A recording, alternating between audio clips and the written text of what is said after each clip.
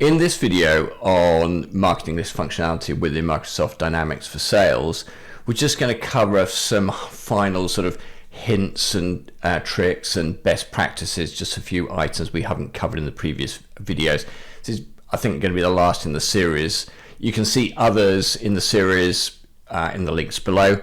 Also, if you've got any suggested content ideas or indeed need any help with Microsoft Dynamics, please see the links below. So the first thing I'm going to cover is the pros and cons of the two types of marketing list. And the two types are dynamic and static lists. So I'm going to go into one of my dynamic lists here, in this case test 3. And the big advantage of dynamic lists is once you've created them, they kind of look after themselves. It's sort of fire and forget. You can always see how you reach the membership, so you've got complete and utter visibility. So if I go to manage members, I can see the criteria that I used to create this particular marketing list. Status equals active, email contains data, and they're based in either Redmond or Seattle. Those are the criteria, and I know that that membership will exactly meet those criteria, so I don't have to do anything. I can open that list and know the members of that list exactly meet the criteria that set it, so it's quick and easy to manage. And also, as I say, we've got visibility. I know what records are in there because I can see what criteria are being applied to it. Now, the disadvantage of dynamic lists is I can't further manipulate it. In other words, if they meet the criteria, they're in. If they don't, they're out. It might be that there's somebody that I don't want in the list anymore, though they might meet the criteria. I can't remove them. There isn't a mechanism for removing them. There might be somebody I add to the list that don't meet the criteria, but I can't add them to the list. So I haven't got that control. It's also difficult to say at a point in time who was on a given list. So I might have used this list to send out some invites for a forthcoming seminar, 6 months ago. I can't go to the list and know what the state of that list was 6 months ago. I won't know exactly who was on that list and who wasn't. So that's the advantage and disadvantage of Dynamics lists, certainly as I see them. If I go back to marketing lists and open a static one, the big benefits of static lists is they're entirely in your control. Nobody puts in a record into the marketing list unless you do. That's your ability to control that. You've got a lot more tools in order to do that. So I can add using lookup. I can just find a record and stick it in the list, or I can use specific filters and specific criteria to build that list out. So I've got a lot more control in terms of what data goes into it. I can also just create a version of that list at a particular moment in time, freeze it, and know that was the list I used 6 months ago that was the source of my invites for the seminar that I was running at that time. I can effectively freeze it. The cons of using it is it's time consuming.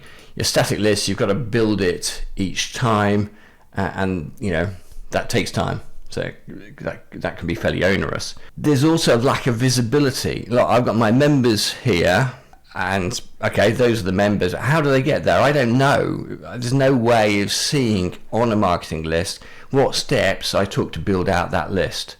So particularly when you're using things like advanced find filters, they're quite complex. It's easy to make mistakes. It's easy to include people accidentally or exclude people accidentally. So it's easy to make a mistake. You don't have, with a static list, visibility of how you build that out. So you kind of lack that transparency. So that's sort of the difference between static and dynamic lists. I'd probably say personally I tend to use static lists more than I use dynamic lists, but dynamic lists certainly have their place.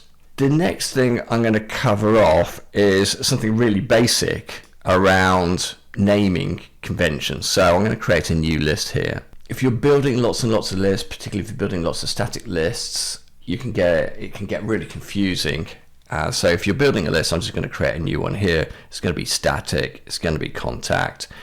I tend, though I haven't been in these videos I've been using test 1, 2, 3, 4. But typically, if I'm building a list, I use something like the year 2025 or 25, the month, and let's say the day of the month as well as a starting point. So I've got a defined naming format or naming convention, and then I might put test list on, but a description, and that just gives me a bit more information as to when it was created and what goes into it. And I think it's a really good idea, particularly when you're managing a big list of marketing lists, to make it crystal clear in the naming convention what that list involves. And I would also suggest in the description area, or possibly in the notes area, you actually just itemize a step, some details about the list, why you built it, and how you built it, what steps that you took. So that's just really useful best practice. For the sake of speed, I'm just going to type some gobbledygook in there. I'm going to save that now. It's just asking me to confirm who that's aimed at, so we would say that's contact, and let's just save that. So that's just some best practices around naming, because you get a big build up of lists that can be a bit of a pain to manage. The other thing I'd say is we built this as a static list. As we touched on in one of the videos, one of the ways of making building lists quicker, so if I add using advanced find, I can use save views. So I can use system views. If I use a saved view, I can use existing system views, i.e. these are ones that either come out of the box with the system or your administrator has configured for you, or views that I've created myself. So I've created a test view here. So let's see what the criteria are on that. So that's a personal view that I've created. If it is worth creating lots of personal views and using those rather than building up a query each time on your static list. Not least of the reasons is it's easy to make mistake when you're building queries. So if you're using an advanced find and you're happy with that advanced find, it's a proven advanced find, it's quicker, but it's also safer. So I'm just going to find those, and I'm going to add all of those to my list. So that's just using advanced find to make that quicker and easier. I will say around, particularly on static lists, because you haven't got that visibility of how people got into the system necessarily, you do want to think about, first thing you can do is you can lock it. So this one isn't locked, but I could set it to locked. Just set that to lock and save it, and that prevents you editing it accidentally. You also need to think about security. Who else can see your marketing list? Who else can edit your marketing lists? It's worth getting that level of control. So again, speak to your administrator and just make sure you've got the required security that people can't necessarily, unless you want them to, edit your marketing lists or change anything. So that's sort of locking and security. The other point I'd make, again, particularly on static lists, though to some extent on dynamic lists, is particularly if you're going to be using these for any sort of campaign, just be really, really careful to evaluate the data on it.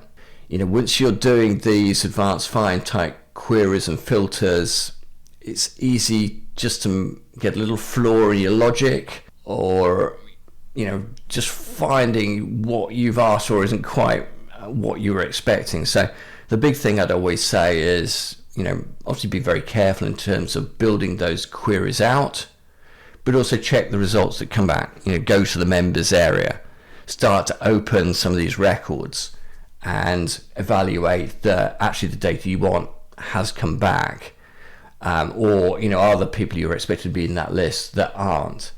Now, to make that a little bit easier, what you've got here in this membership view, this is kind of static. You can't change the columns that display here in order to give you better guidance on whether you've got the right data. These columns can be changed by your administrator, but they are standard columns for a particular marketing list. In another video within this series, I showed how you can use the concept of what I call a marketing list analyzer. So if I go to contacts area and I go to the views, I saved here one in all cap accidentally, but there you go, something called marketing list analyzer. And if I go to edit filters, you can see how I built that. So I use a related entity marketing list, and marketing list equals test 7. I think we just built test 9, so I can change that and just put in test.